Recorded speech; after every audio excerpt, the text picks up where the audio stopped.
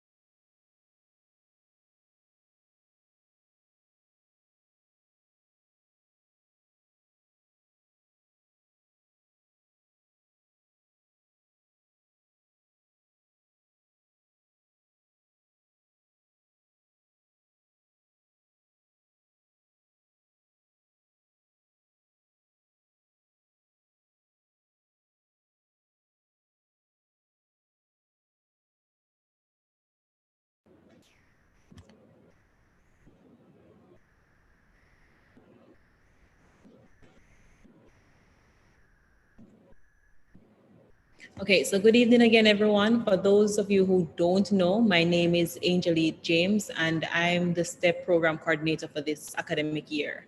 So this evening's session, we want to focus on money matters.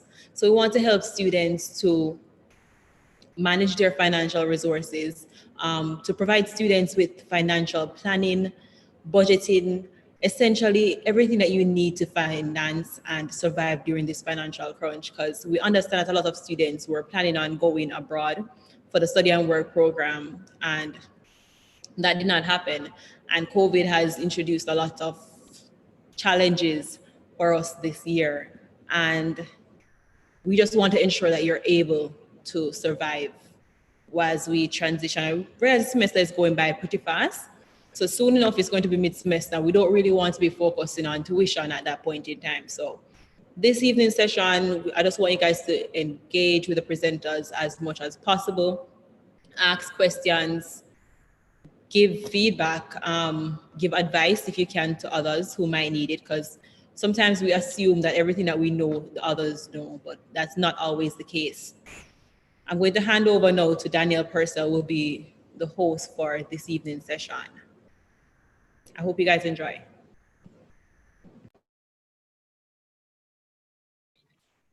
Hi, good night, everyone. So my name is Danielle Purcell. Our first speaker will be Jerome Palmer. Jerome Palmer is a youth development, policy development practitioner and justice of the peace in Jamaica. Currently, he has a Bachelor's of Science in International Relations, a minor in Culture and Creative Industries, and he's pursuing a Master's in International Public and Development Management at the UWI Mona campus. Mr. Palmer has been engaged in youth development since 2010. Currently, he serves as executive on numerous national and regional youth organizations and boards. The sum of these experiences have taught him the need for humility, servant leadership, and greater emphasis on subnational development. His approach to leadership has afforded him a few prestigious awards. In 2014, he was awarded the Jamaica Constabulary Force Peace for Champs Leadership Award. In 2019, he was awarded the University of the West Indies Leadership Award. And in 2017, he was given the Leadership Award from UA. In 2019, he was awarded the Prime Minister's Award for Nation Building. To conclude, Mr. Palmer is committed to the engagement and development of Caribbean youth. Consequently, he is striving to craft sustainable solutions for youth development issues in the English, Spanish, French, and Dutch Caribbean. Ladies and gentlemen, please join me in welcoming Mr. Jerome Palmer. Hey, blessings, everyone. Blessings, blessings, blessings. I'm just kind of asking for privileges to share my screen. Yes, let me go ahead and give you that. But in the meantime, today's going to be very simple. It's not going to be a lot of talking. I'm going to get to the point. It's going to be as simple as possible. You all will be okay. So I'm not able to do that. I'm still waiting. All right, great. It says I am there. Share my screen. You guys see my screen, right? Yes, we're seeing it. All right, great. Let me unplug. I'm using dual screen. All right, great. So you should be able to see my presentation. Great. Trying to drop this up. How do I do slideshow from here?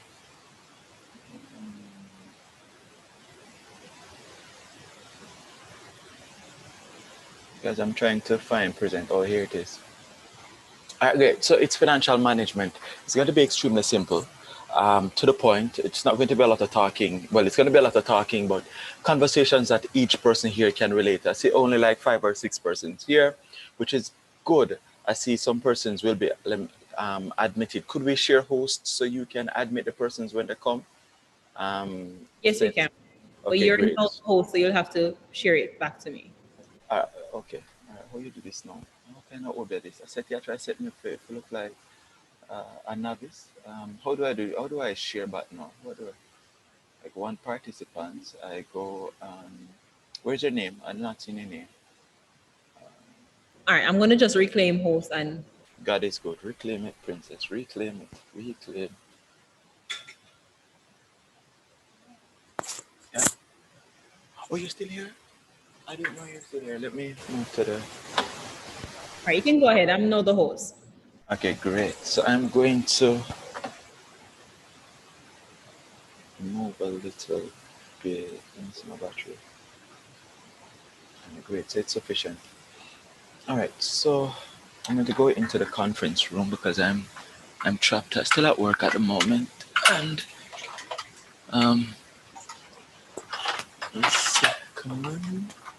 one other second. There we go.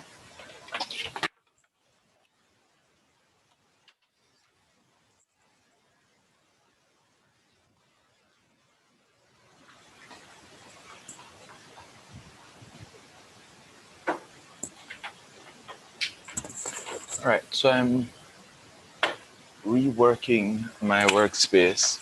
So give me 3 minutes. Give me 3 minutes, and I'll be back. Could you just continue pre-log if possible? Let me stop sharing my screen.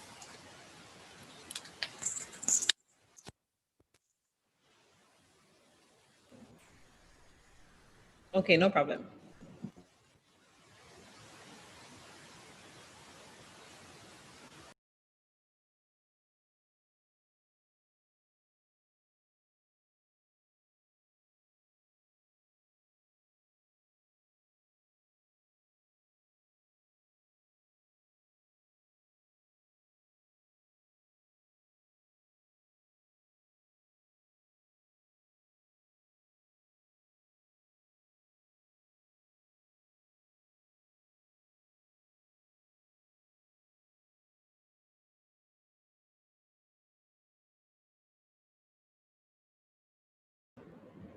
So for those of you here, how has the semester been for you thus far?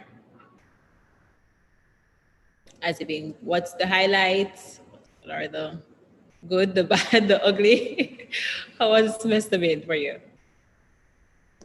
You can leave it in the chat or you can unmute your mic and say it. I've been lost. I don't know what's going on in my classes because I've been occupied with applications to, like, foreign schools and stuff for PhD. So I don't know what's going on in my classes. This transition year is going to be very difficult for a lot of people.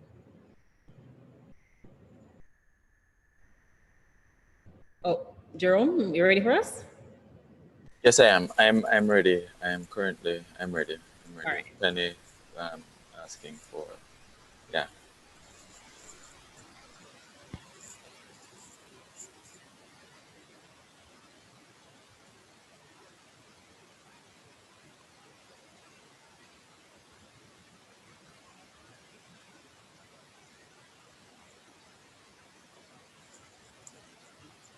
All right, great. So here it is. All right. So blessings again, everyone. My name is Jerome.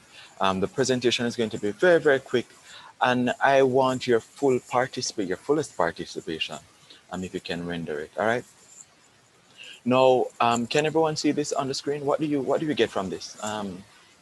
Just some feedback. I just want your output on the screen currently. What do you get from it? What does it say to you?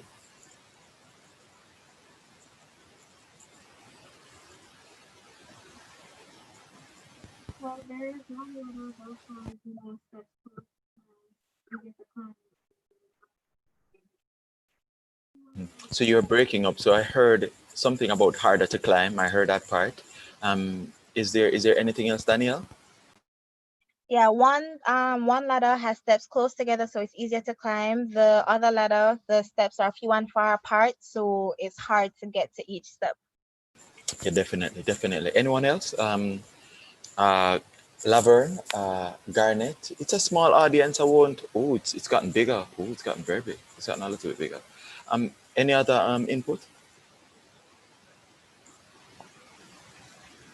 Right, no, that's fine. Now, you see, the world that we live in currently, it's so much unfair. And are you seeing the notes on my screen currently?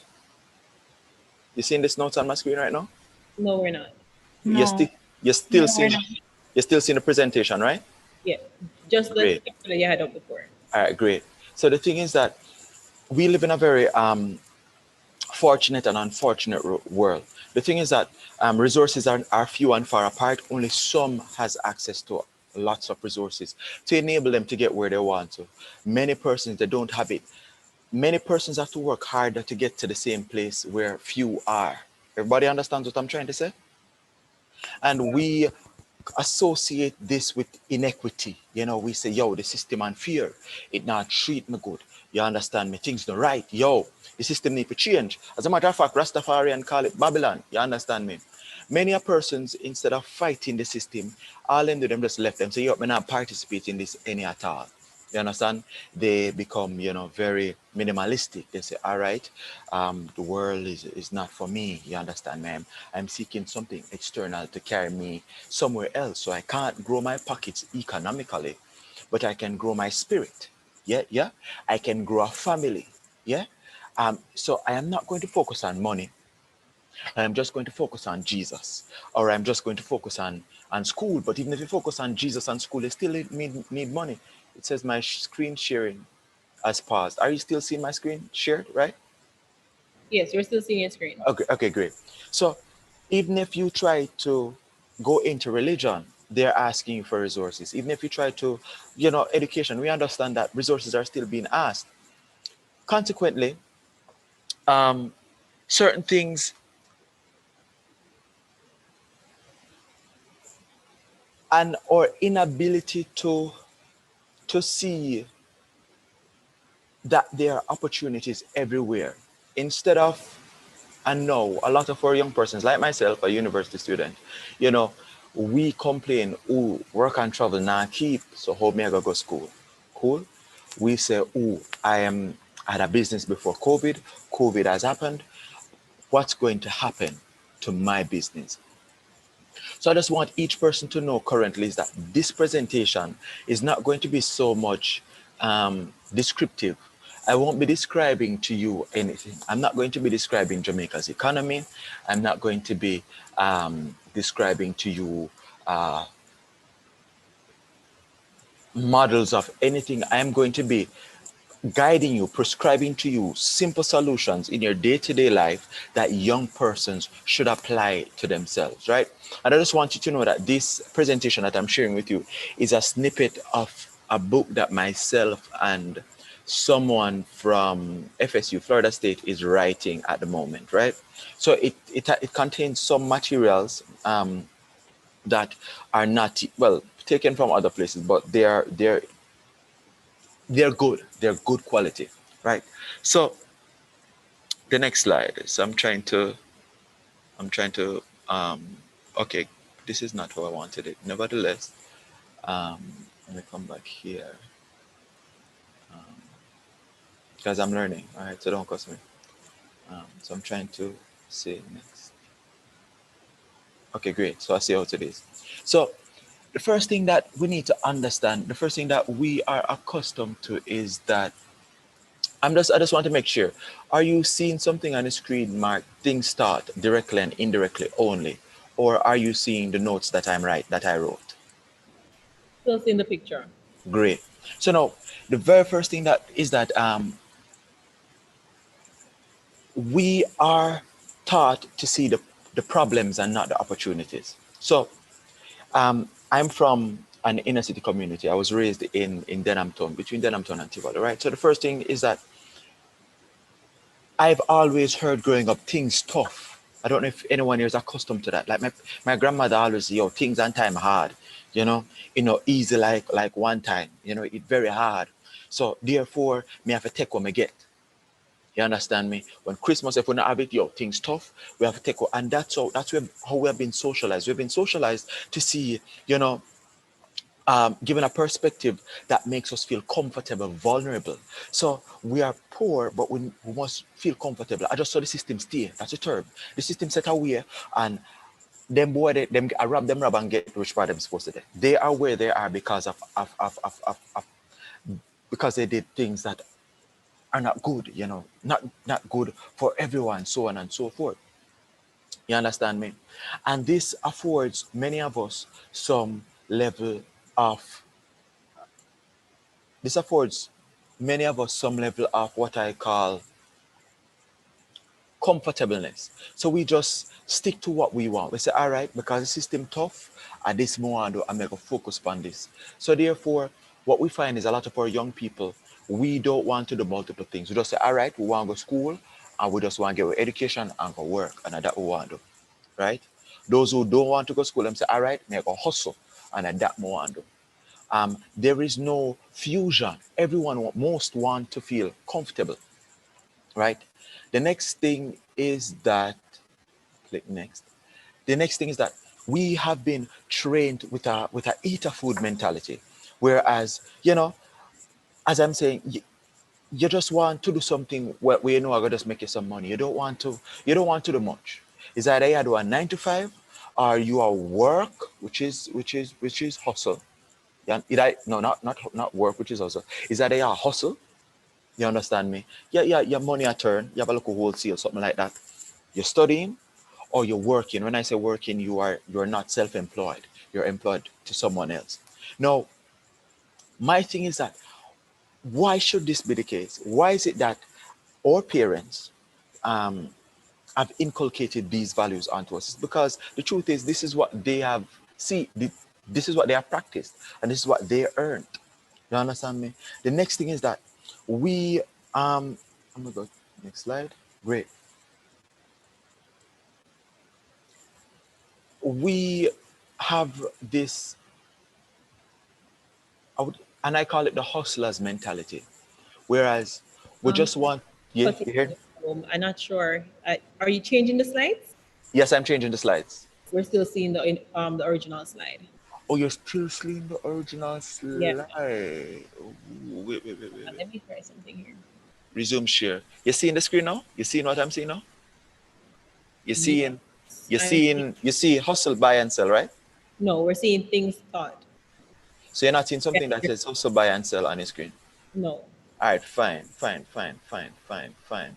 right, what I'm going to do, let me stop share. That's fine. I'm going to stop share. What I'm going to do is I'm just going to pull this up on my screen and present from there. All right, guys. So it's fine. It's fine. Pause. Just take this down. Thanks for that clarity. All right. Escape. Yeah, man. So I was at Eater Food, right? So there's this a custom. We just want to buy and sell. So even if we're opening a business, we don't have the mentality to let's say, all right, we're going to do a wholesale, right? We just want to do the retail. And retail, I don't know the demography of the persons in the audience, but locally in Jamaica, if it is that you are opening a retail store, which is something that is on the corner, like a regular, you have to buy the things and put in the store. However, if it is that you have a wholesale, you take the goods on consignment. So you'd say to Grace or whoever and say, hey, I have this wholesale and I want to take these goods on credit, which is what they do. Chinese persons, they do this. They take the goods on credit. They don't pay upfront for it. They take it on credit and they say to them, hey, come back to us at the end of the month. Just like what parties do now. If you're keeping a party, you don't buy the liquor. You take the liquor on consignment. And then what you sell, you pay for, and what is not sold, you return. So this is what the bigger businesses are doing. But the small scale man, he goes to the wholesale to buy. He buys them in at the retail price, takes it, carry it to his shop, and sells it individually, and try to make a markup of those. In and of itself, it's a good food. It's a hustle. You understand me? But it doesn't guarantee certain sustained income. As if the good is spoiled, he cannot return it to the wholesaler whom he purchased it from, and this creates some other issues. The last point that I have there is, and there are 4 points. So the last one, the third one is also, this one is called we live in expenditure. So before we get our income, we already decide that what we're going to spend the money on. Am I lying? I don't hear anybody. You're lying. Right. Before we get our income, we decide where it's going to go already. So we already say we want to go this party we are keep next week, or we already design our Amazon cart to have some things in it that as soon as we get paid, them things you have to buy. You see that brand new shoes, them we need it. You see that brand new iPhone coming out, I need that iPhone.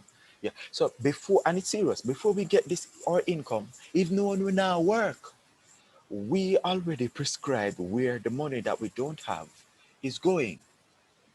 This puts us in a trap of deficit. I want to tell you, there's a study done in the United States. It says that it looked at the rate of turnover of money in communities. They said that in the black community, it's almost 100%. As soon as them get the money, it's out, right? In the Chinese community, it's like maybe 7%. It's very, very small. And I'm not going to say it's because we're black, because that is racist, right? But we have been socialized with certain inclinations, certain things that we have seen, it's important to be a consumer. I have to look, I have to be a part of the trend, I have to be a part of the gadgets, I have to be in at the moment. And these are things that we were taught, and that's what I'm saying. There are certain things that we're taught directly and indirectly, which isn't good. And we are living, seeing the world, seeing mostly the problem first and not the opportunities.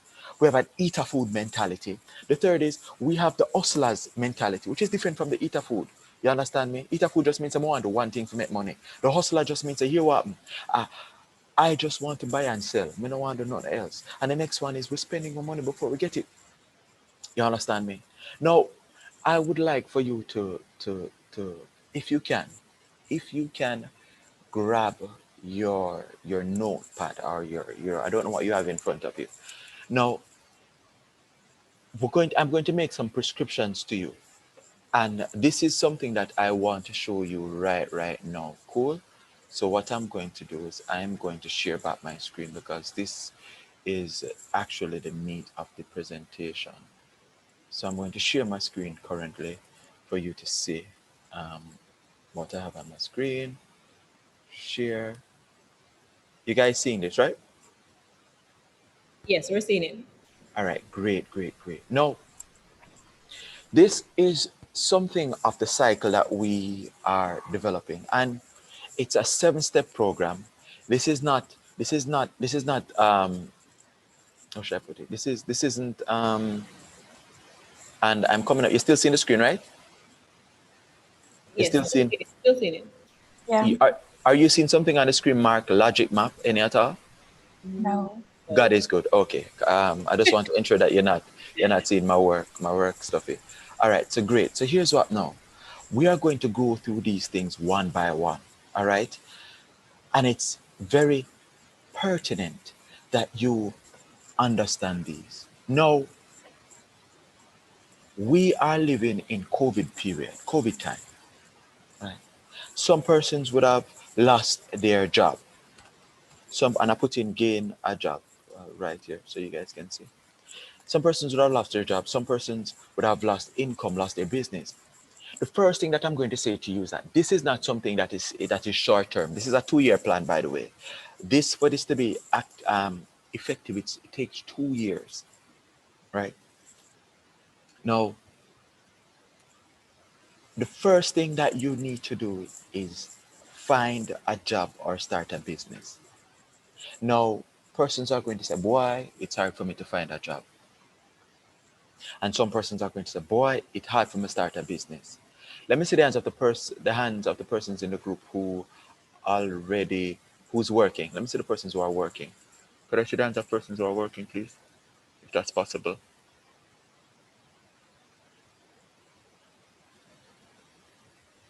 And I don't see any hand going up at all, No hands going up.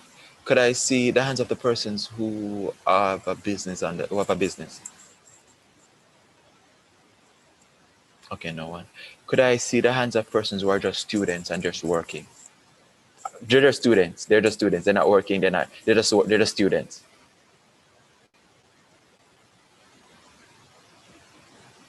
I'm not seeing the hands. Is the hand going up? Because I'm not seeing it. Any at all. Okay, great. I see the chat. I see somebody. Okay, so somebody say I work. Okay, great. Okay, great. So now follow me carefully. Now it's important that, let's say, and I'm going to put something to persons who are students and are not working. And previously I spoke on how it is that we see problems. Now we live in COVID time. And I'm going to call it COVID time, right?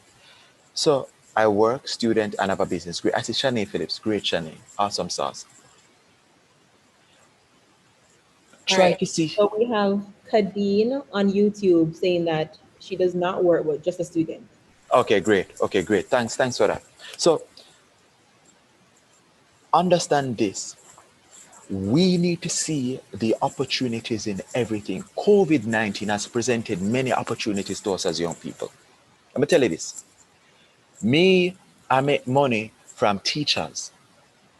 See, I have a relative who's a teacher, right? And my relative, she the government is doing some online trainings with teachers, right? And if you know anything about teachers, is that a lot of them, well, the teachers, most of them are, in their, they're not technologically savvy. So I helped my aunt on the platform that they're using, how to get onto it.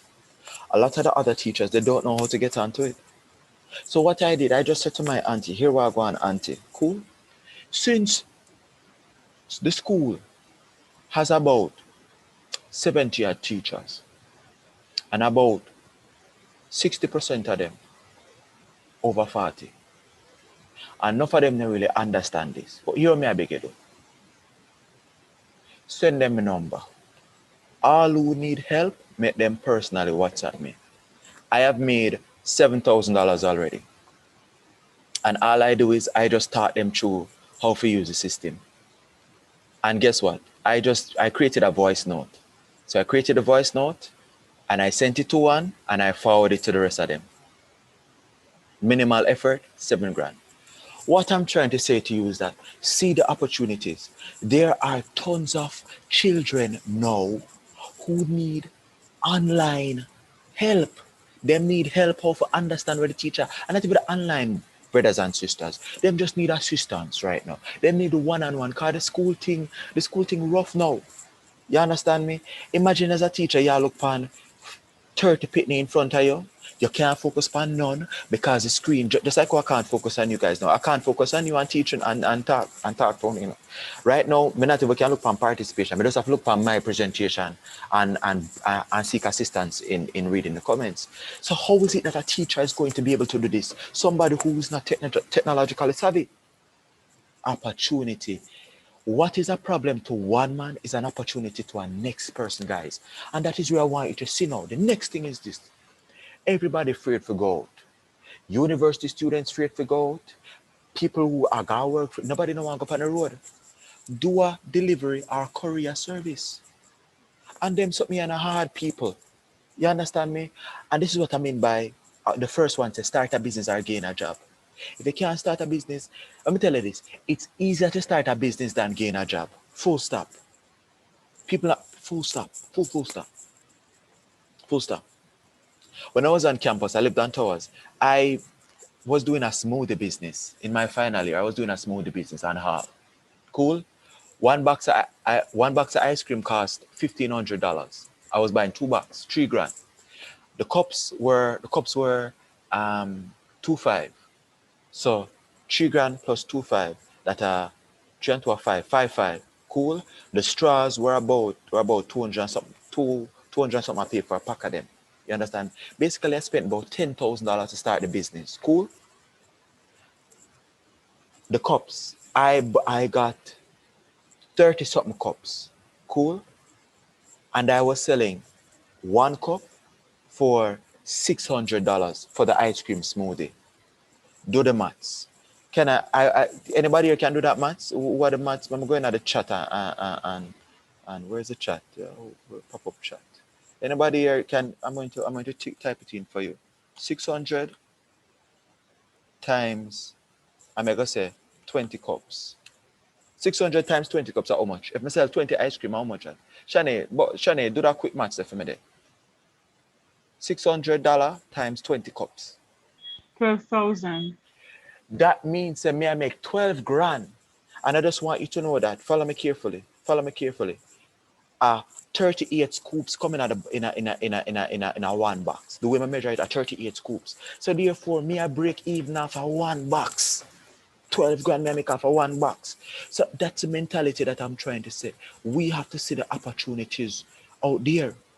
And this money that I was using, I wasn't even using it for much. I had a charity organization. It's a safe sex organization, and I needed the money to pump into that organization. So I was just doing this to put money into that. On top of that, I was doing a local taxi business on campus called Tertiary Travel. You never make it big. You understand me? Yeah, man. Me check the scope them. I'm serious. I check. Yeah, because you have to measure everything. You know. Me gonna talk about that later. You have to measure everything. You have to ensure say everything is measured out. And just to get the smoothie, I had the chocolate syrup and I put the vanilla. It trust me, it did bad. It did bad. I'm telling you, people got addicted to it.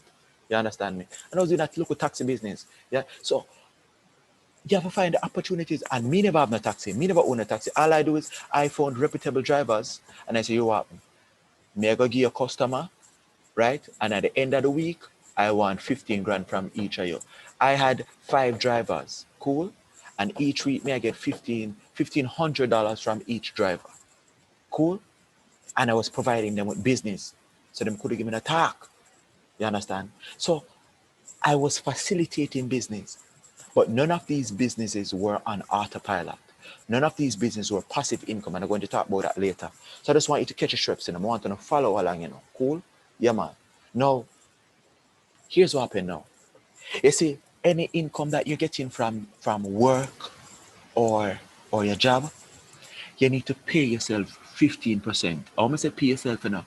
I don't mean that you say, all right, this is my money for me spend. No. That 15% is going in a savings account, or you're going to put it in a partner, and you're not touch it none at all. That money they not touch. You're not going to touch that for 2 years. Cool? Now I'm going to use myself as an example. I know that we're live, and I don't want to give my income. Sorry about that, my income live. So I finished my BSc, right, and I'm doing my master's now. So I'm grateful to be making at about, more than $160,000 a month. So I make more than 160 a month. Cool. Now, let me just give you my accurate. So I'm paying from my income, my 15% is $30,000. So I'm making $200,000 a month, right? 200, making $200,000 a month. I'm making 200. I'm doing the maths on the screen. I'm making $200,000 a month. And 15% out of that, if you go in the chat, you'll see this, guys. 15% of that is $30,000, right? Every month, I just started, by the way. Every month I put on $30,000, even though I just started working. I put on $30,000. Cool? 30 grand. I put on 30 grand for 2 years. Oh, you're sending it to me. Oh, what am I sending it to? Oh, I'm sending it to you private. Oh, yeah. Everyone. Oh, sorry about that. Sorry, I didn't know. So I'm sending it to everyone. So that's 30 grand. I'm $30,000, right? I put that down. So I don't pay rent out of that. Before I pay anything, that's the first thing I take out. Every other expense that I have go around that. Everything else go around that $30,000. Cool. Everything else, right? So I put down that money that I put down is to accumulate for 2 years for me to invest in a business idea that I have. So that money that you're saving, that must go to a business idea. And I'm going to help you in modeling that business. I'm not going to spend long. I'm not going to speak very long with you. I don't know the time. I'm going to 15 minutes and I wrap up. Cool. So we're going to save that money. So in 2 years, how much money am I supposed to have in 2 years? Somebody help me. 30,000 times 24. Somebody do that math for me now. Calculator. 30,000 times 24 equal $720,000. So within the 2 years, I'm supposed to have $720,000, right, from my saving. Now, follow me carefully now. You see that money that you're doing, while you're doing it, this is what you need to do right now. You need to make a budget of all financial matters in and out. So follow me carefully. You see this money that you're paying out? What you need to do, you need to write it down. Every month you say, all right, I pay out $30,000. So even though this is my actual savings now, right? My current expenses are, I'm paying this for light bill, I'm paying this for hall fee, I'm paying that. You need to write that down. Cool? Because next month, your saving is not going to be $30,000, it's going to be $90,000. Cool? And then after that, 90 is going to be $120,000. Cool? So that's what you're going to do, right? For 2 years. What you're going to do with that income is you're not going to buy a car with it. You're not going to buy a vehicle with that money. You're going to take that money and you're going to make a business that provides you passive income. No, I'm going to define to you what passive income means. Passive income is not Amway. Passive income is not World Ventures. I just want to clarify those to you because I see persons telling me about passive income. When people send me those foolishness, passive income is not pyramid schemes. I just want you to understand that. Passive incomes mean that your business is on autopilot. You don't have to be there for your business to run. Let me give you an example of passive income. This is passive income. I have a car wash, for example. I have a car wash. I own the car wash. I hire someone to operate the car wash as a supervisor. Everybody understand what I'm trying to say? Everybody understand? Hello? Talk to me now. Yes. Great. That's one example. Let me give you a next example that's very simple. I have a wholesale. I own the wholesale, but I hire somebody to operate the wholesale on a day-to-day basis. What that person does is every month or every quarter, they send me an update. And every month I get my dividends. I get my money sent over to my account. Cool? The thing is that the reason why you need to for you to automate your business, for you to automate your business, you need to employ people as staff. Staffing people. So you say, hey, I need to find somebody who's going to manage this. You don't need anybody beginner. You just say, all right, the first person that you need to hire is find somebody at UA, anybody, a student who's in their second year, and hire them part-time. You will be my supervisor. You're responsible for hiring and recruiting. Why? Well, you're going to hire somebody from human resources with a BSc because them understand hiring. Because in second year, I think they do hiring. How that thing go? Business. What's that thing that hiring? Human resources. The human resources. So they must have some awareness of that. They might not have it in practice, but they have the practical. Like they have the know-how. So you can hire them as maybe you can start running the business first. So you hire them to say, here what this is how it must look. I don't know the soft part. You know that part, but this is what I want. Do this, and you pay them monthly. So I'm just putting ideas in your head as to how you can slowly put your business on autopilot, because that's what which people do. Let me give you some example. Let's look at Matalan, right? Matalan has whole heap of business, right? My new one the other day called Matalan Roofing. I'm not the general manager. He is the manager of the company, but there is somebody responsible for operation. In the need for that, you understand? And if I follow him, if you look at his status, he's always in some shots with him data. You understand me? You have to take yourself out of these business. The thing is that we want to feel good in ourselves. Oh, I am the owner, and you want people to see you. Let me tell you this. Working now is not popular. Owning is popular. And I'm going to give you an idea of something that not what I intend to do. Let me not give you that. Let me give you an example of a business that I think I could have automated properly. Let's use a taxi service. I could have hired somebody, a student on campus, to run the switchboard. Not a switchboard, it was a WhatsApp group. To run the WhatsApp group. And I give them, what I do is, instead of paying them a flat fee a day, I pay them a percentage of the business. So it would mean that they would have to get business. So I give them, let's say I would give them a base. I give you $1,000 per hour. And also I give you 30% of all the business that come into the company. So therefore, this would motivate him to work more, to get more business. Tell him friend about it. Tell our friend about it. If it's a girl, you understand me? So what I'm trying, you have to put your business, you have to think about how is it that you're going to get business in. You're not just going to automate. You just want to ensure that this person that is in the business is the best fit for the business. Moving on to the next one, right? I just spoke and make a passive income. So you have to find a business idea. Now, if it is that you're unsure, I write in something on the screen for you to see. There's something called YouTube right there. YouTube has given me tons of business ideas, and I have, because I'm working now has given me a lot more income to invest in business ideas and take risks. So right now, I just save up my money to go and practice that risk taking. You understand me? So it's very important that we try that. You understand me? Research the businesses, research what you think isn't in Jamaica. I will not talk for you to copy. Just Uber is in the United States. Let me call this one Juber, Jamaica, whatever. Or or test. No. Just that's an example. You understand me? Do some business models that would really add value. When people hear about it and say, yeah, man, we can work with this. This sounds authentic. It's so new. It's innovative. You understand me? Yeah, man. Now, after you establish a business, here's what you're going to do. You're going to repeat step 2. You're going to save 15% again for the next 2 years.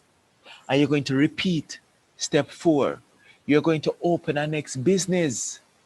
You guys see what I'm trying to say to you right now? You guys understand what I'm trying to say? Hello? Yes, we do. Yes, we do. But we When also I, have some persons querying in us. So we have over on YouTube, Denise is asking, well, Denise is saying, sounds easy, but I don't know. What if business is not for everyone? let me tell you this. Who just said that? Who said that? Who said that? Denise, she's over on YouTube. Dennis, I hope you hear me, Dennis. Let me tell you this. I said this in the beginning, you know.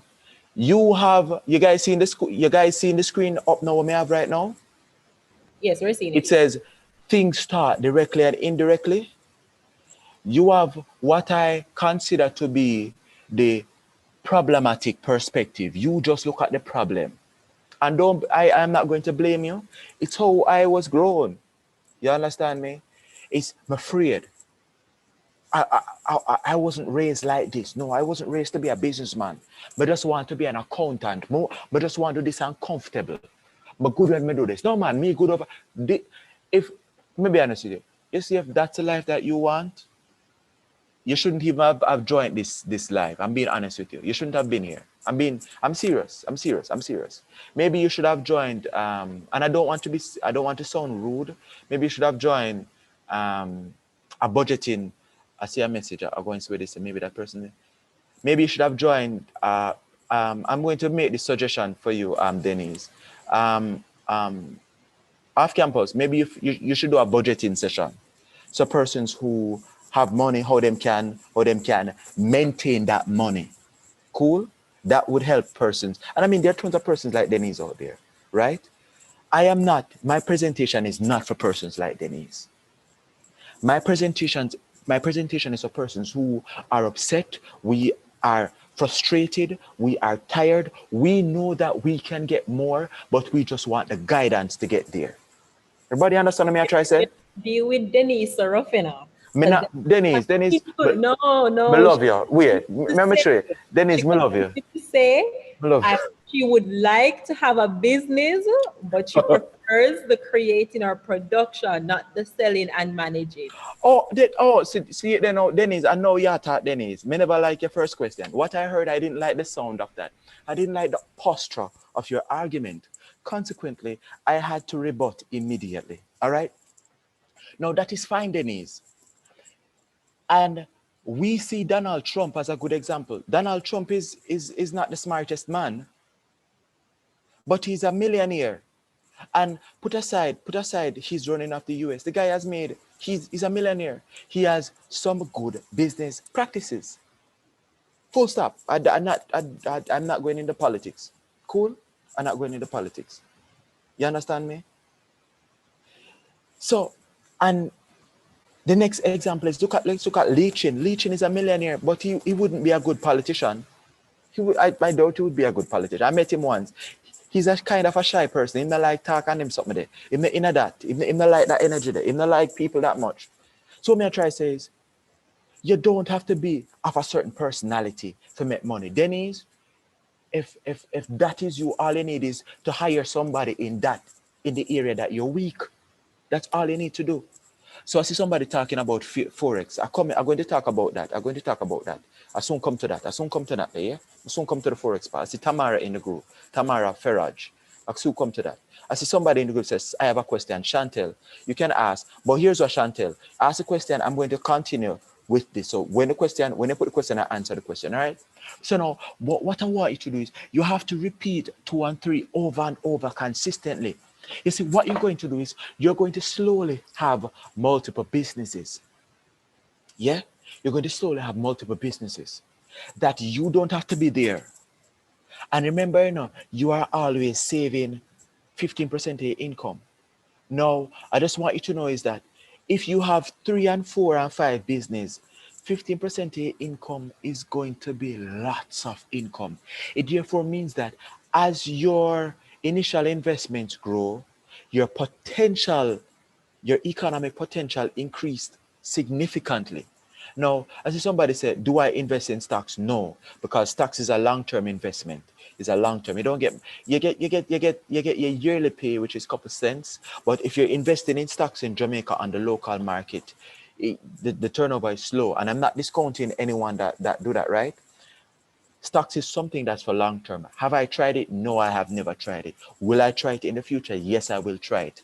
For me to, but before I try that, I want to have multiple incomes first. If I have more money from these passive incomes, it therefore means that I can buy a larger amount of stocks. As a matter of fact, I wouldn't be buying the ordinary shares that people buy.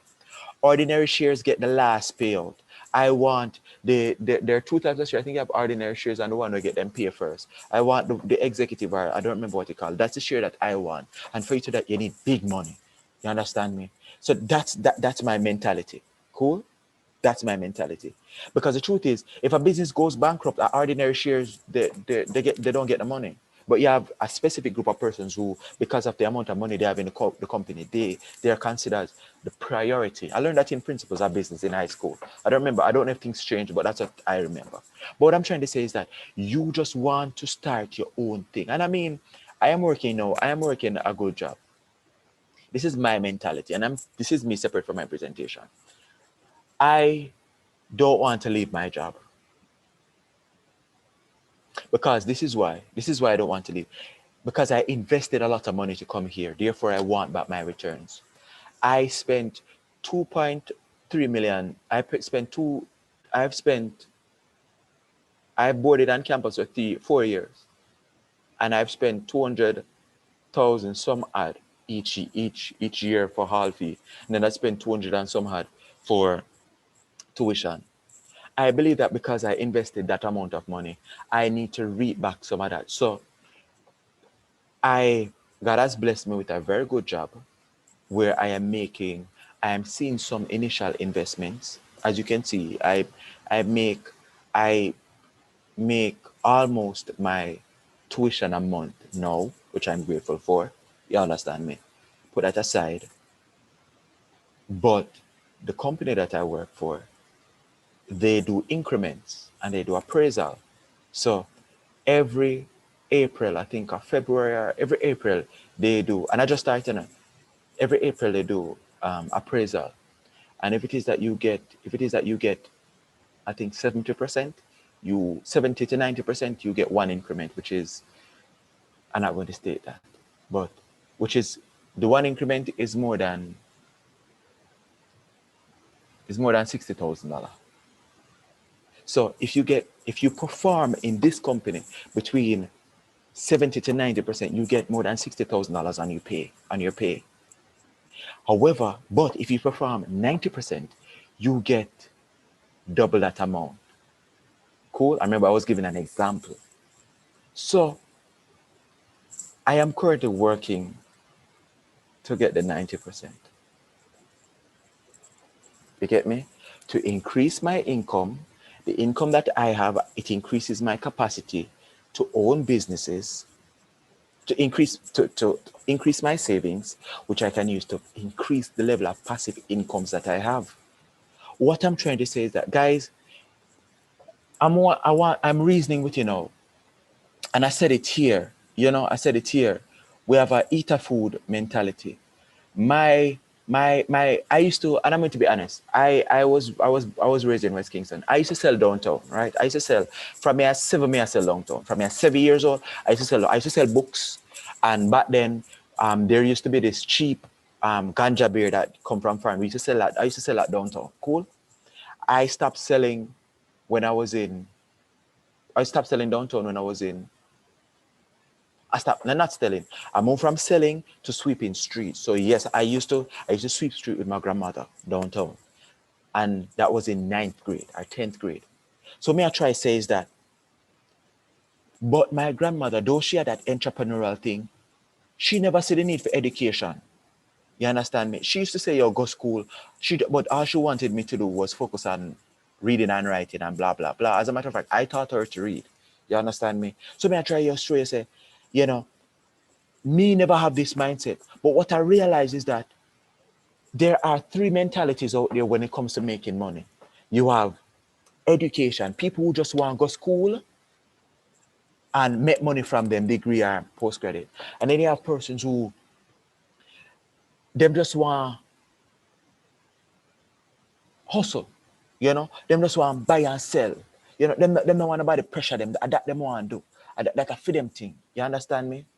And then you have persons who just their sole I have it here. Their sole purpose. I wrote it down. Where is it?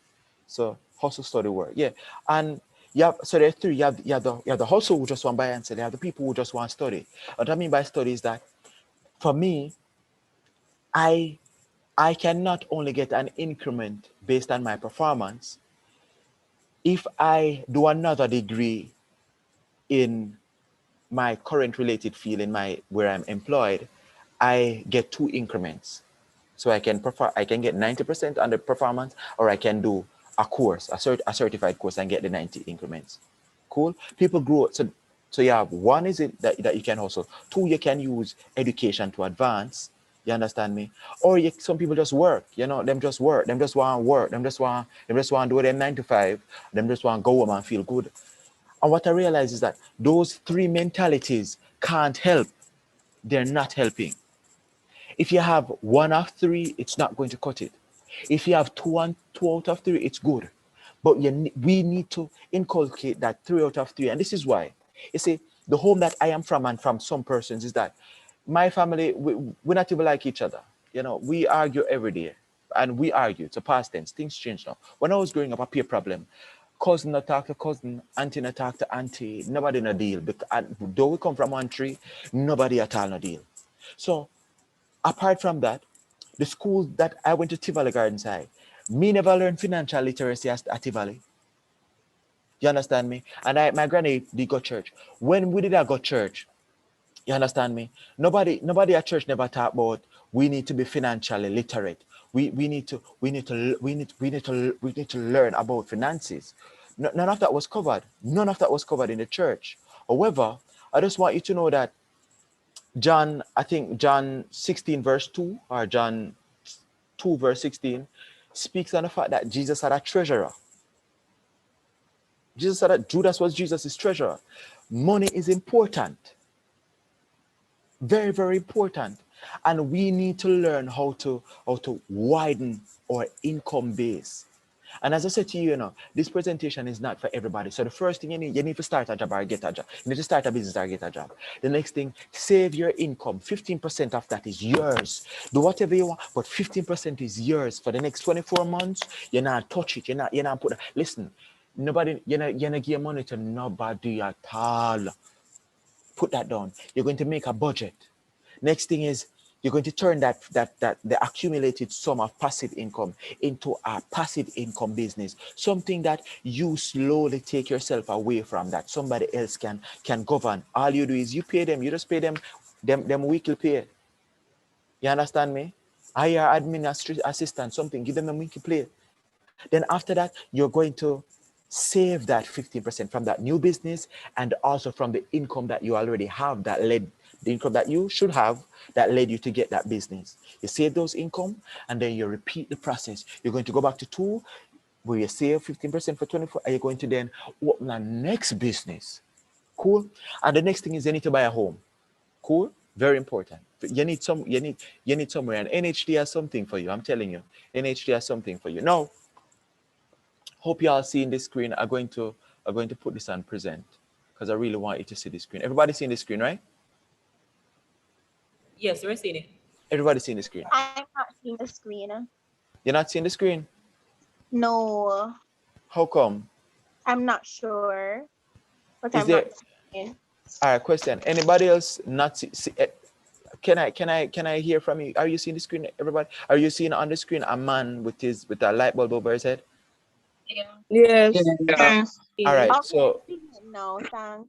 okay, no problem. Maybe the internet. All right. So follow me carefully. I just want you to hear me now. Somebody spoke about Forex, so on and so forth. Yes, I encourage you to try those income. Try those. You can try those. I do Forex, and I try to turn. Listen, I do all the things. I try. However, Forex takes learning and growth. Cool. Forex take learning and growth. I've been practicing Forex. I mean, it's practice. I haven't used real money as it. I've been practicing Forex for the past 3 years, and I've gotten so much better. Cool, so much better. However, I will not put real money there until I feel satisfied that I have proficiency of this. So I am not able to advise you on matters to do with Forex. But what I can say is that YouTube has taught me so much, more than what any YouTube has taught me so much about Forex over the past 3 years. I've never been to any, we call it, online classes or any of those classes that you see being advertised or anything. But I'm gonna tell you, I have turned $100 into $100 into $10,000. However, this is from a demo account, from me practicing. But even though I've done that, I still don't feel confident enough to take my hard-earned cash and put it there and say, okay, let's do this. I haven't tried that, but I will be trying it between the next 3 months. I will, because I've gotten so much, way better, right? I want you now to focus. So I hope I answered the question, Chantel Anderson. So Shanae Phillips says, no, Chantel says, what about people who can't find a job? Can we still start? Of course, you can start a business. The purpose of this presentation is not to encourage you to get a job. It's encouraging you to get to start a business. All I'm saying is that if you have a business, if you have a job already, that's good. But you need to start a business. And there are multiple ways you can start a business. Right? You can start small. Let me give you an example. Let me just tell you how and I know time is of the essence, so I'm 5 minutes. So when I was growing up, every Saturday, I would go downtown and I would sell something else, something different. So I remember selling bag juice, right? So back then, bag juice was for $10. So the same kids that used to sit downtown walking up, and I don't know if any of you been go downtown. The same pitney them, they used to walk up and down downtown. That was me once. Cool? You understand me? My grandmother would give me $100, right? Back then, a bag of bag juice was for between $50 and $80. So I'm going to do the math and I'm going to do the math for you, right? So back then a bag was between, so I'm going to say maximum. The bag of bag juice was for may I put $80, right? And it's 12 bag juice come in a bag, 12 bag juice, right? And you check the bag juice before you leave the shop, right? So 12, and I'm selling one for $10. 12 times 10 is 120. Cool? But I only paid $80 for the bag juice. So I'm making a profit of $40, right? So after I sell that first bag of bag juice, here's what I would normally do. After I sell that first bag, I go back to the shop and I buy a next bag of bag juice. Go back to the place, buy a next bag of bag juice, right? And then I do that 3, 4, 5. So 5. Now, after the 5, I would have like, maybe I think $200. I would have $200 profit. And this is not hard to sell. Bag juice not hard to sell. May I tell you? Cool? I would have $200 profit. Cool? Now, with this $200, I would split the money in two now. So I would now buy one bag of bag juice, and there was a chocolate back then. I don't see it anymore, right? It came in a white wrapper. It was rectangle like this. It was a rectangle chocolate. It was smaller, it was thinner. It was a rectangle chocolate. It came in a white wrapper, right? White. And if you take it out, you'd see it would come a gold thing, and then it had bars you can break off, right?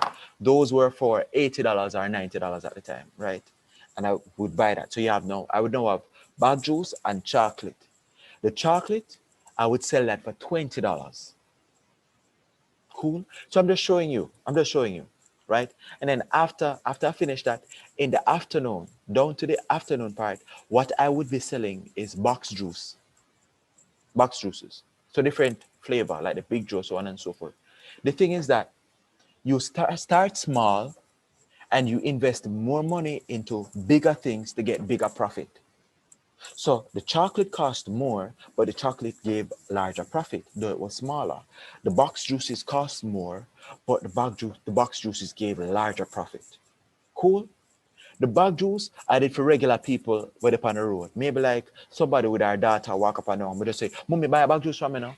X, Y. And the mother say, all right, boom, bam, bam. But you see the box juices now were for persons who were selling downtown, persons who day in the town, and I sell. Them don't want bag juice. Them just want a box juice to drink.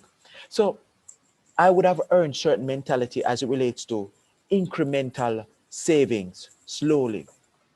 Now, this thing on your screen that you're seeing right now, and this is me wrapping up. The thing that you're seeing on your screen right now is this. Do not see problems. Well, see problems, because you have to see the problem to calculate a solution, right? Try to find solutions for everything. Very important. Cool? You're home now, right? And you're hungry, but you don't want to go on the road. Offer a service. Let me tell you this. Bike man, the persons who ride bikes, bearers are $1,500 a day. That's what that's how much bearers get a day. 50, no lies. No, it's not $1,500. It's not $1,500. It's not $1,500. Let me check something. Let me just 1 minute. I'm checking something there.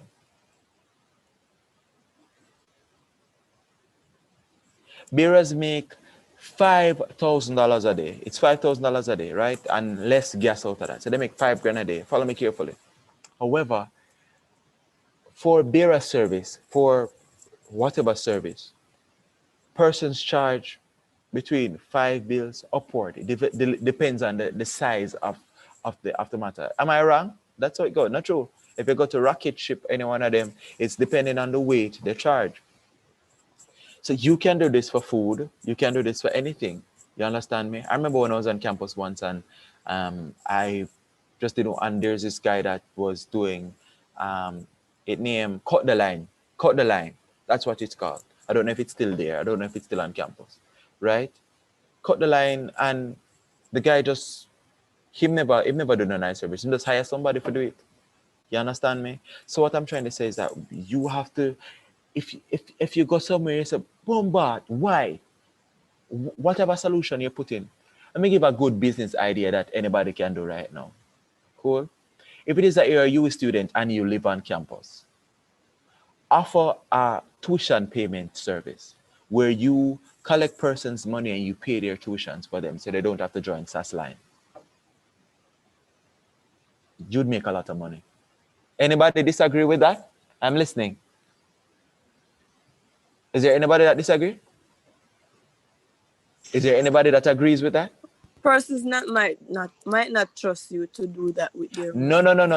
And what you're saying there, when you speak about trust, let me tell you this. Trust, again, is you identifying a problem. How do you build trust? Trust takes time. So all you need to do is you just need to find happy customers and post that on your social media page. So I don't want to hear about that. As it relates to credit card, you don't credit, if it is that you're going to pay for people's tuition, you wouldn't be doing it with credit. They would do that by themselves using their credit and debit card. If somebody's going to use debit and credit card, they wouldn't need me any at all. My service are for persons who don't want to join the line, persons who have the money but want their tuition paid. Trust is something that is easily built because a lot of people don't have a card. And people, example, a lot of people, Chantal, listen, a lot of people don't have card, but a lot of people don't want to join the line. Let me tell this to you. All you need is three persons for start. I'm going to tell you how you do it. You need three. I'm going to run through the business model with you right now. You need 3 persons, right? SAS only taking 2 persons per pay, 2 transactions per payment at this moment. However, NCB on campus doesn't have a limit. However, SAS offers immediate account allows it to be shown in your account immediately. That's what SASS affords for. NCB affords for it to be shown in your account 24 hours after.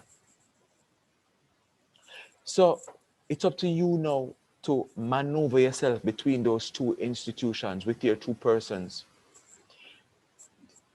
The rule is that you would always have somebody in the line. Let me just put that there.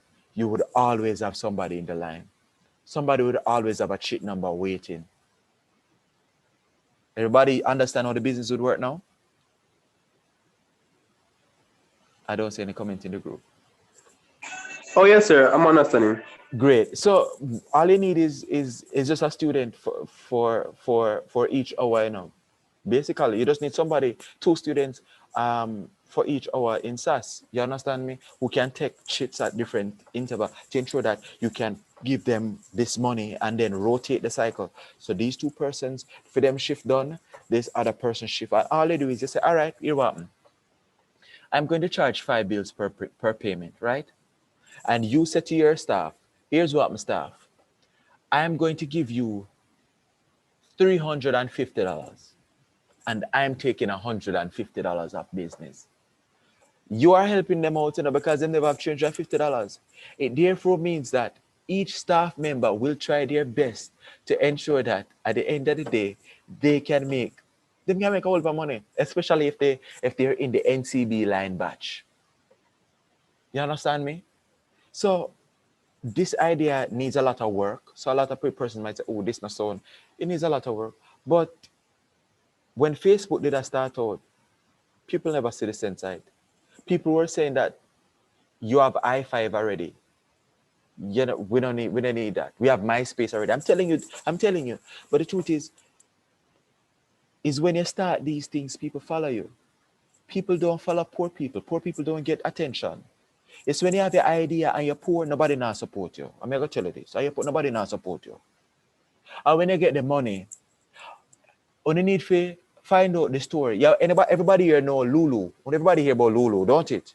When you know Lulu, our skincare, everybody know Lulu. Right?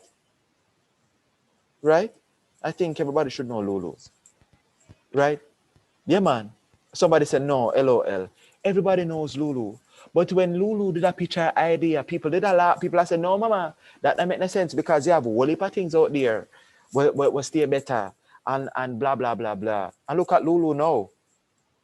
Lulu has about 3 different factory, brother. 3 different factory. 3 big factory in the United States. Cool? So what I'm trying to say is that no matter the business idea that you have, once it is solving a problem, guys, no worry, you can get it done. Guys, I'm hopeful that you learned something. I'm hopeful that you learned something. It took a lot of time, but again, it's 7 steps. One, start a business, get a job. 2, after you do that, save 15% for 2 years. Save that 15%, ensure you have a budget that is applied to that. Yes, you write down, you have your check and balances to say, all right, this is how my income and expenditure stay. So when I start the business, I don't really have too much expenses for mash up the business when I start. So I got too much in my profit. You understand me? And then the profits that you get from that business, you're doing that with steps 2, which is 15%, and steps 4, which is putting your business on autopilot. Guys, I really hope this was extremely helpful to each of you. I am not hard to reach out to. So if it is that you have any questions at all, you can shoot them to me, Twitter or Instagram at Jerome Palmer Go. It's fine with me. I don't mind. That's it for my presentation. Again, I see something in the chat. Oh, okay, great. Somebody say yes, it was. I just want a feedback from everyone because I just want to ensure that how do you feel about the presentation? If it was good, can I get something from you? Could I have a yes from you, from the persons who are here? I see some participants here. I just want to get a feedback. How was the participation? Was it good? Was it good? Yes. I see. Okay, very informative. Yes, it was. Oh yeah, yes, it was good, sir. It was good. Yes, it was good. It was meaningful. All right. Thanks. Okay. Thanks. I just want to ensure that everything is good. To my friends on YouTube, I meant you no harm, Frenny. I really didn't. You understand me? But I know, understand. I understood clearly what you said. You understand me? I do. All right. So guys, if you can shoot me questions, greater things to come. I have a business that I'm working on. You guys will hear about it. You guys will hear more about that. Not necessarily from me, but from the page itself when it's in operation. Many blessings. Stay blessed. Be blessed. All right, and observe the protocols. Over back to you.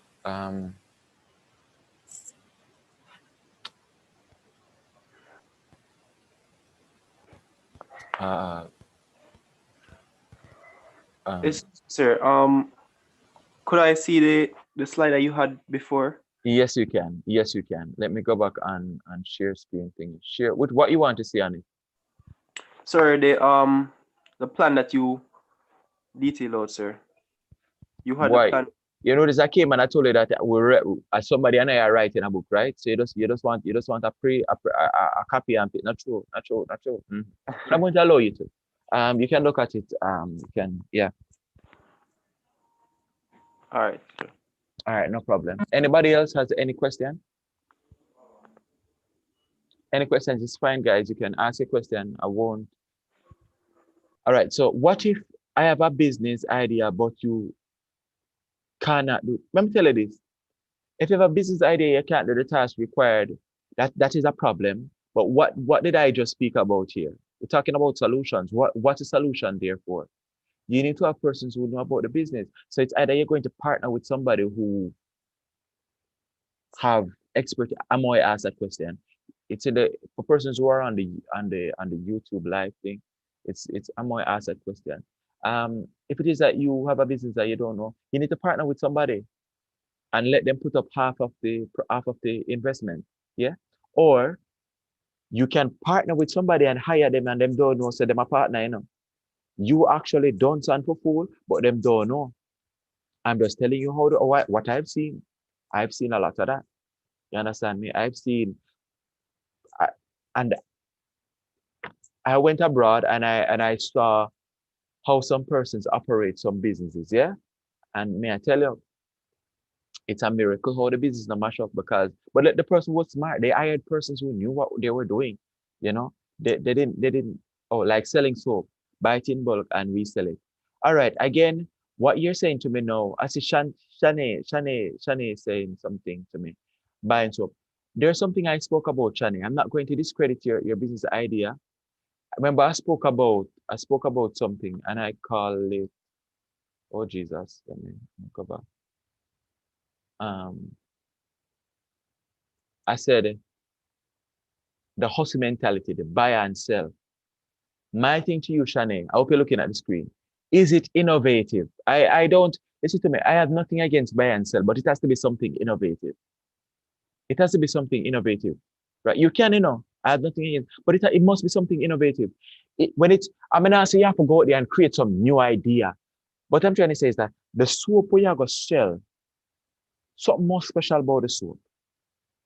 It must special, something must have about it. It must have something about it.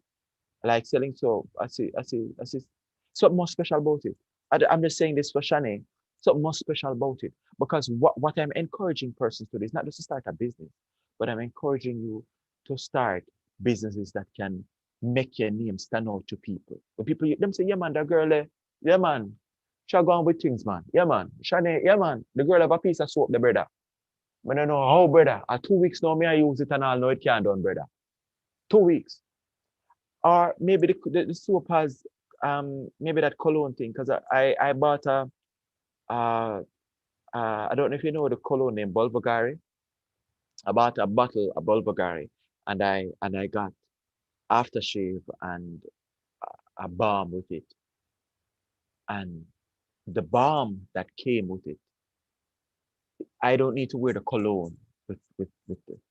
I rub a little bit of the balm and go so. And I mean, you shouldn't wipe balm on your clothes, guys. But it's so good that it's just good. So what I'm trying to say is, there are lots of options out there, Shanae, for you to, you understand me, go with. And especially because of COVID time, you can, I don't hear of any antiseptic soap that actually has good fragrance that is being promoted. You know, Protex doesn't really kill 99% of bacteria. And that's actually a myth.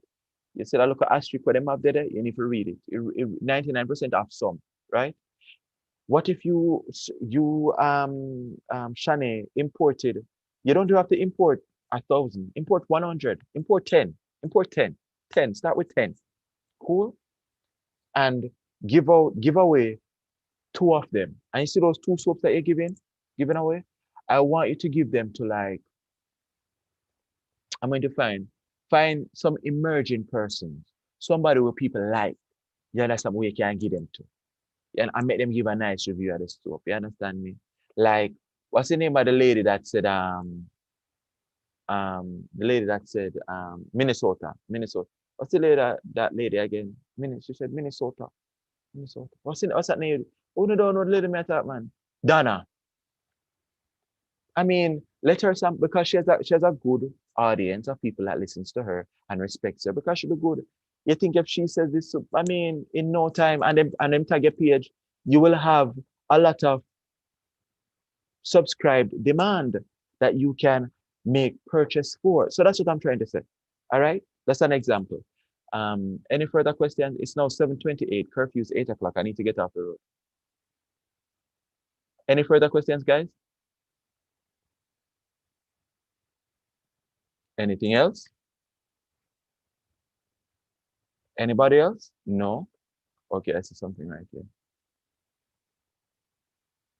No. Okay, great. All right, no problem. That's fine. Again, I do hope this presentation was very helpful. I'm trying to get back for the host to take control of the meeting. All right. But it doesn't seem like she is at her device. Is there anyone else here that can? Mr. Jerome Palmer, I was just allowing you to wrap up. Oh, Daniel, you never put on the mister, I know. You never try to miss that stuff. Jerome is fine. Yeah, it's fine. I know you guys don't know me. Yeah, no, it's fine. Jerome is great. Jerome is fine with me. All right. Daniel, you can continue your vote attempt.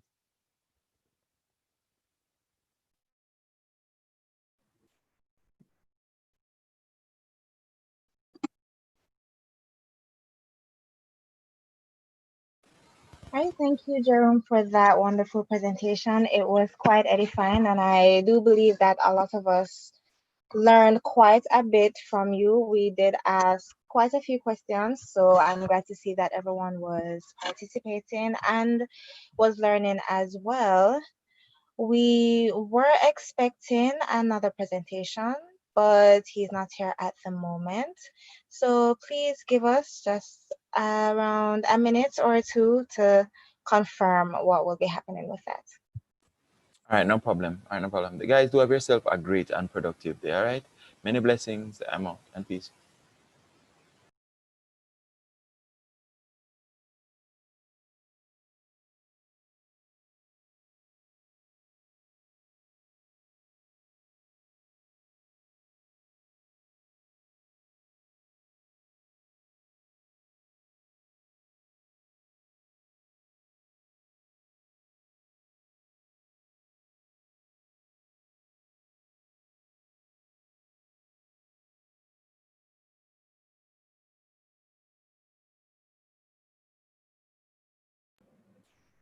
Hello, good night again, guys. The second presenter is having some technical difficulties logging on to Zoom. We're gonna give it maybe 4 more minutes and see what happens. So we can take us to recess right now.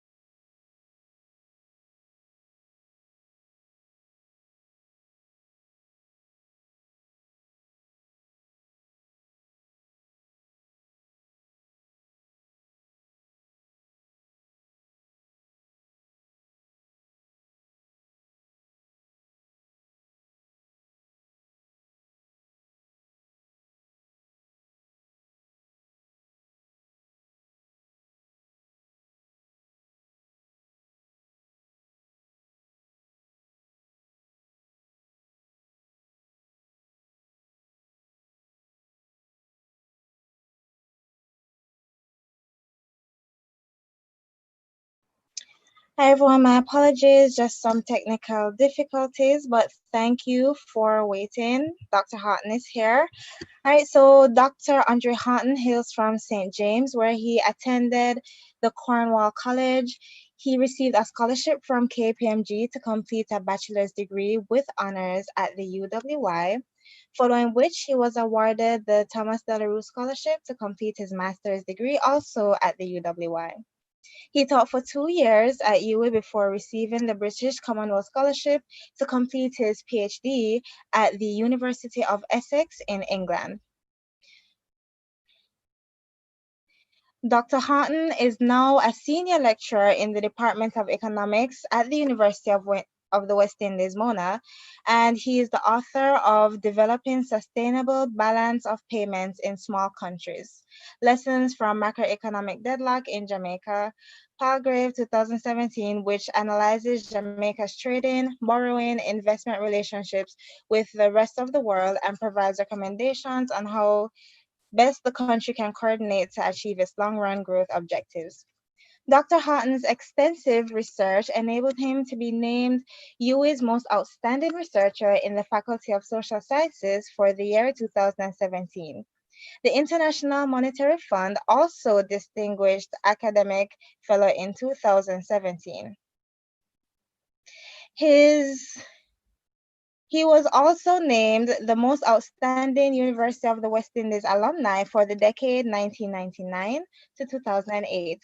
Dr. Houghton has pledged to continue to work to advance the development of the Caribbean region. His ambition is to contribute to the technological, economic, and cultural advancement of his island home, Jamaica, the Caribbean, and the world. So thank you for waiting around, everyone, and I present to you Dr. Andre Houghton. Good night, everyone. Thank you so much, Daniel, for that introduction. How are we doing this evening? Everyone okay? Now, I'm an economist, and much of what I teach is from a position of scarcity. We say that goods are scarce, but when goods become scarce, you have to make a choice, and then in the light of this choice, the alternative that you forego is the opportunity cost. But in student life, and for those of us who want to survive on campus or off campus, then the whole issue of scarcity therefore would put us in what we call a more sharing economy. So look at it this way. Imagine 4 people who are friends and each person cooks for themselves. Assuming that if you cook a pot, you cook in a specific period of time and you cook for yourself, it means you only get one type of food to eat. But imagine if one person were supposed to cook for the other 3 every day.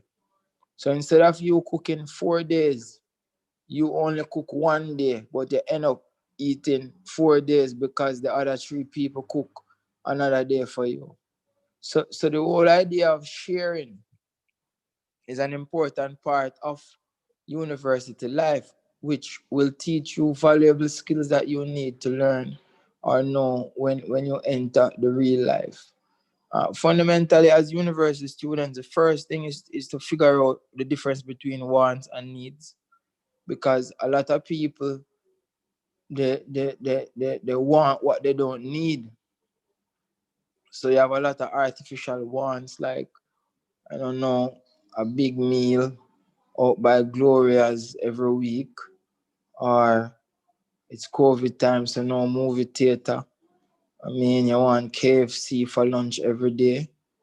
I mean, these are hefty treats.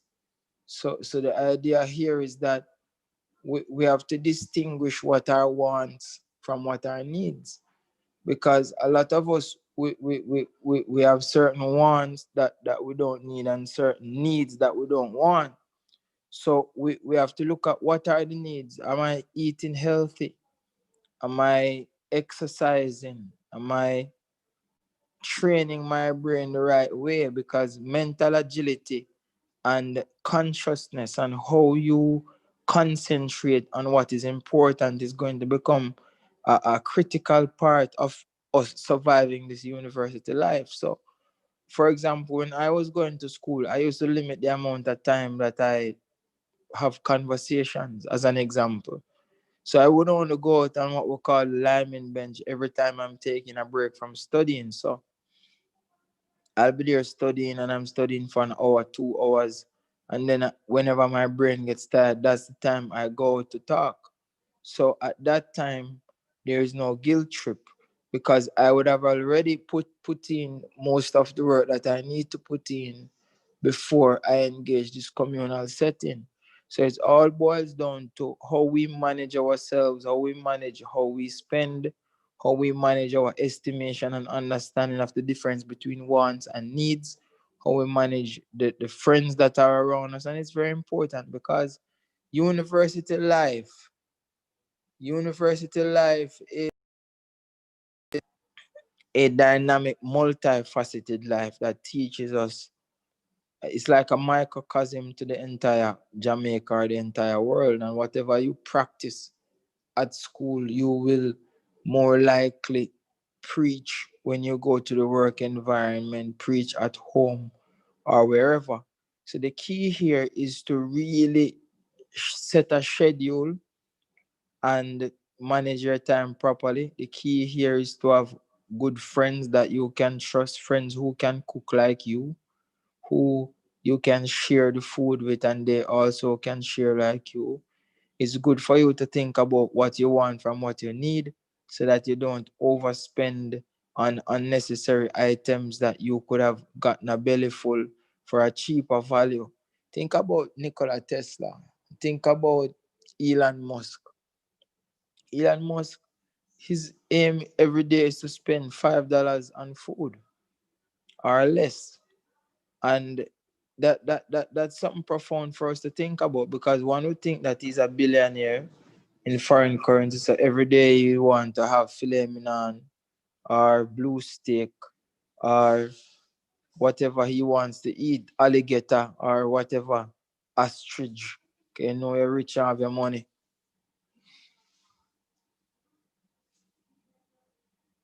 You think gone offline to blood side.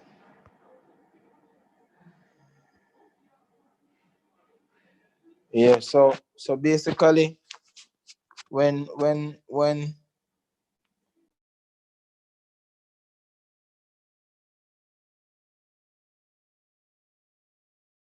I'm not sure if you're talking on Dr. Houghton, but we're not hearing you. oh hello? Yes, we're hearing you now. Yeah man, you hearing me? What's the last thing I said? At what point did you stop hearing me? So we stopped hearing you after you said it keeps going offline. Oh, oh. Yes, I was talking about what we need to do, the level of integration that we need to have to survive UA life. And that's it basically. If you guys have any questions, you can field them one at a time. Or what exactly what did you have in mind?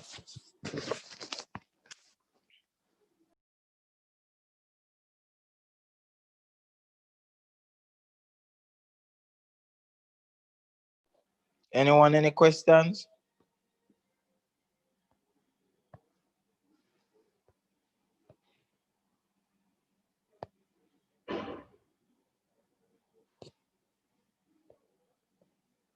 Anyone any questions? Are we there?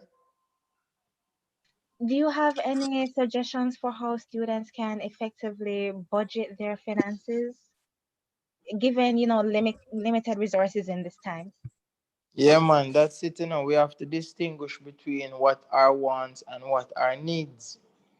So sometimes you have a budget, and for example, you get a set amount of money per week, and sometimes we have an idea in our head that we're spending XYZ PQR, but a lot of us, we chain weight the money on Monday, and then Tuesday we have something left, but Wednesday, Thursday, Friday we're dead for hungry.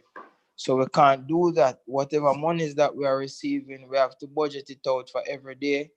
And if it's $5,000 for 5 days, try as best as possible to spend that $1,000 per day. Or if you're going to the market and supermarket, but make sure that you have something remain. Make sure you have something remaining. Make sure you have something remaining. You understand?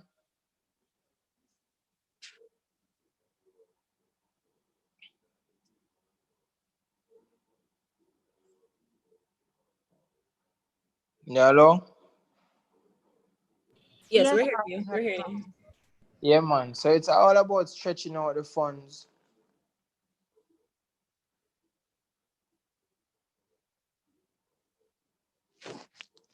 Any other questions? All right, Chantel is asking if when you say means and wants, can you be more specific? Like, for example, like you'll say you're stressed out and you need a break. So you want to take a trip to the beach in Montego Bay. But sometimes that is a want. If you don't have the excess cash to do that, then why? You know? So it's about putting yourself in point of view, looking at, don't follow your friend because they are going to the hotel or they're going to, I don't know, but you can't afford it, but your friends can. So those are the distinguishing lines that we have to make between what we think we need and what we want, you know?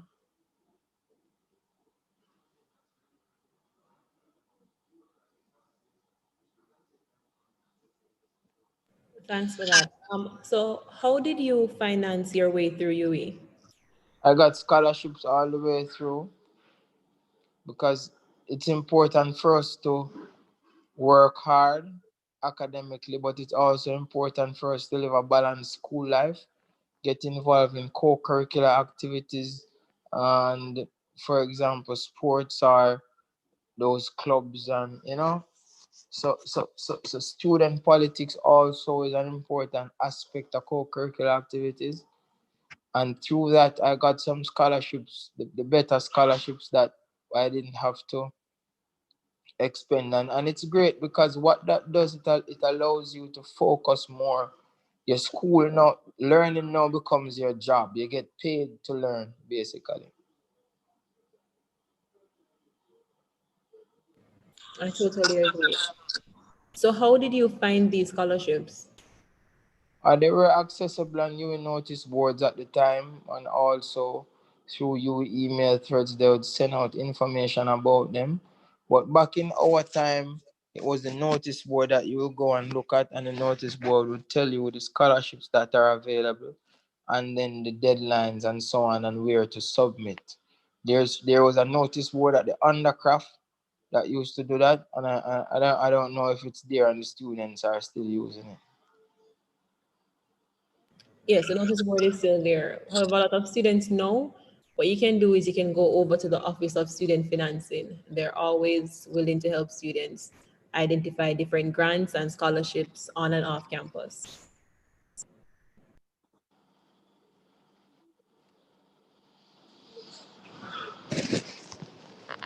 Any other questions?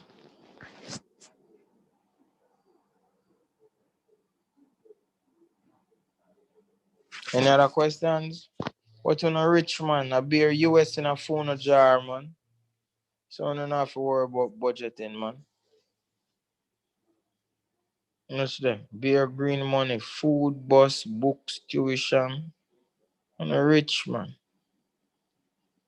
Back in our day when we used to live on hall and we used to cook for multitudes. So a lot of people who could not afford it would cook and they would eat sometimes, and then you'd have somebody else cook another day, and so on and so forth. But we have to just look out for each other while we are studying.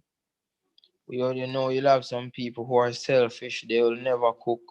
All they do is buy KFC for themselves, but they'll come to you for food Monday, come to you for food Tuesday, come to you for food Wednesday, and Thursday and Friday, then buy KFC and eat it on their own, you know?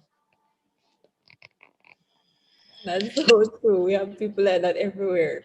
Yeah, we So have free riders. So you have to look out for those type of people and to set them straight. Is either they're going to buy KFC every day, or at least one of the days they're going to use the KFC money and purchase 2 pounds of rice and 2 pounds of chicken back that can be cooked and stretched for everyone, you know?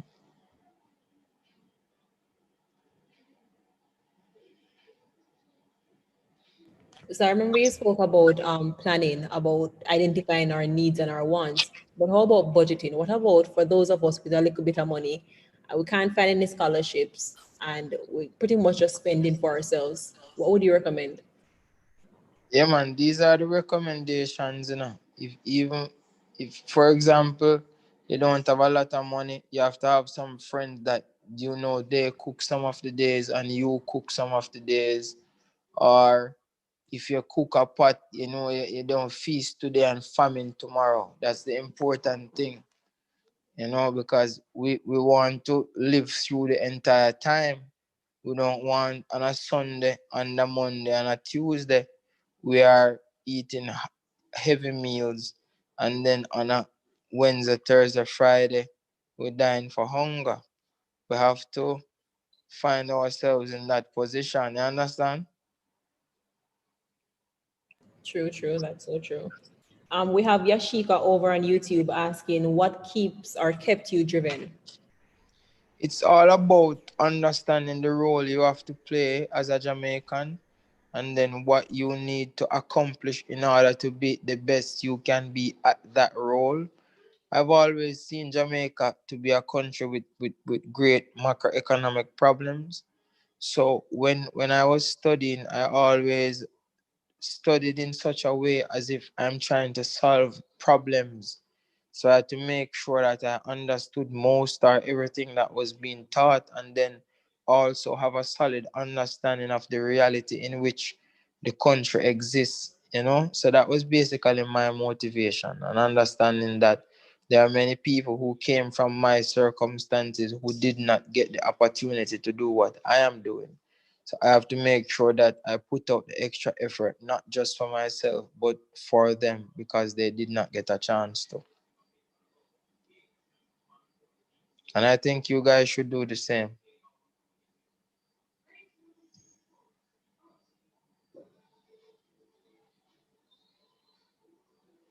Any other questions?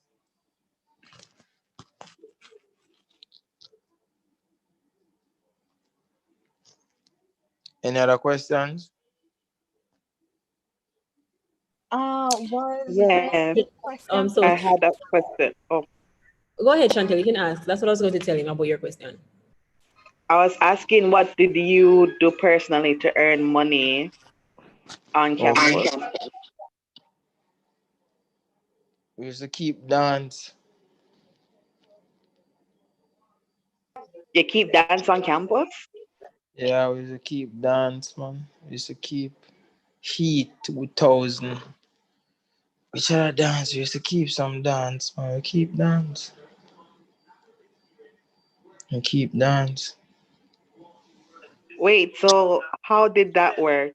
Like you advertise across the way that you keeping a dance on hall or on a specific area in campus? Like Yeah, man, we used to keep dance on hall at the time too.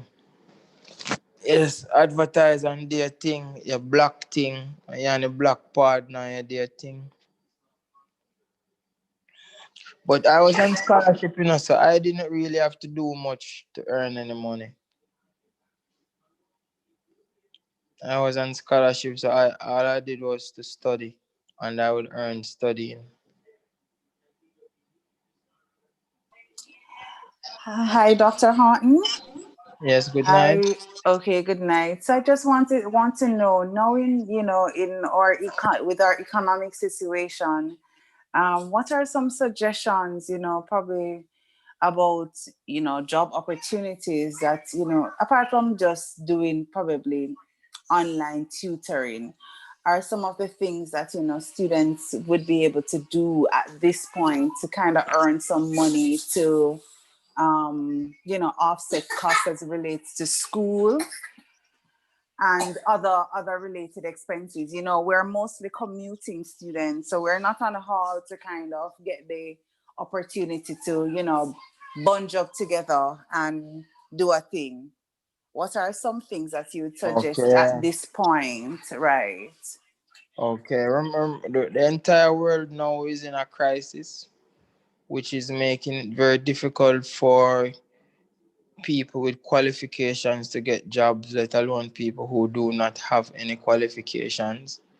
The idea here is that people are staying at home, so you have to find yourself in a position to be able to provide them with a particular service that they need to stay at home. Fundamentally, everything now that you have to do is on the internet. You have to try to find to tutor some classes online or to teach English in Japan or China or something. But remember, so the entire world now is in crisis. So a lot of the jobs that one would normally get in a regular economy, one can't in this particular economy. And let's face it, the Jamaican economy declined by over 20% since start of the COVID crisis. So we have to realize that the idea here is that everyone wants to earn, everyone needs to earn. But are there legitimate earning opportunities? Yes, they are. But where are they? There have to be something that is providing a particular need. And much of this is online. Okay, thank you for that. We have Grace Williams in the chat. She's asking, did students on Hall in your time have businesses to make money? Yeah, man, you have different types of businesses, different types of approach. Some people have shop, some people have printry selling things. What was prevalent again back in our time? People used to do their thing. What is the volume, the magnitude, I think the potential exists now for more people to engage commerce than back then. Back then, many students didn't have the startup capital as they would like to have now.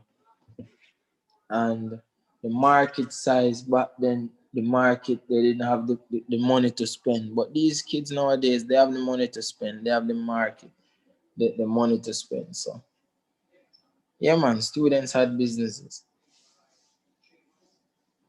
So how about now? What are some opportunities that you think we can utilize now to make some money? To teach online somewhere. We just discussed that a while ago. Okay.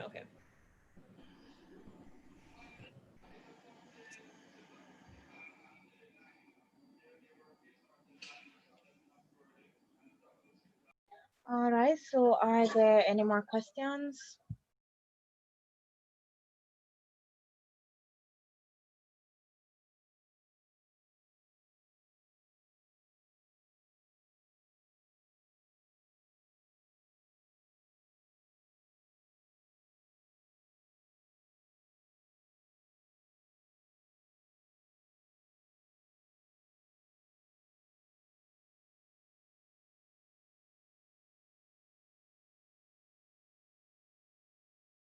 So it would appear as though there are no more questions. Thank you so much, Dr. Houghton, for joining us. That was very on point. It was quite helpful. Spoke to me personally as well. We have to focus on our needs and not on our wants. We will have to think about the future when we're spending today. All right. So thank you so much again. And we will have Grace Williams to do the vote of thanks. Thank you. Okay, good night, everyone. Can you hear me? Yes, we're hearing you. Okay. My name is Grace Williams, and I would like to thank you all for tuning in and staying until the end of our Money Matters session. I hope that you've all enjoyed this informative meeting organized for you today. First and foremost, I'd like to thank Angelique James, our STEP program coordinator, for organizing this event tonight. I'd also like to thank our host for the evening, Danielle Purcell. To our first guest speaker, Mr. Jerome Palmer, I want to say thank you for challenging our mindsets of being consumers and encouraging us to look for opportunities in everyday life. We appreciate you for prescribing a 7-day plan that will lead us to financial success. To our second speaker, Dr. Houghton, thank you for teaching us overall management in university life is important and emphasizing the importance of distinguishing between our needs and wants, living within our means when we set our budgets as students. Last but not least, I'd like to thank you all for your attendance and participation and wish you all the best for the remainder of this semester.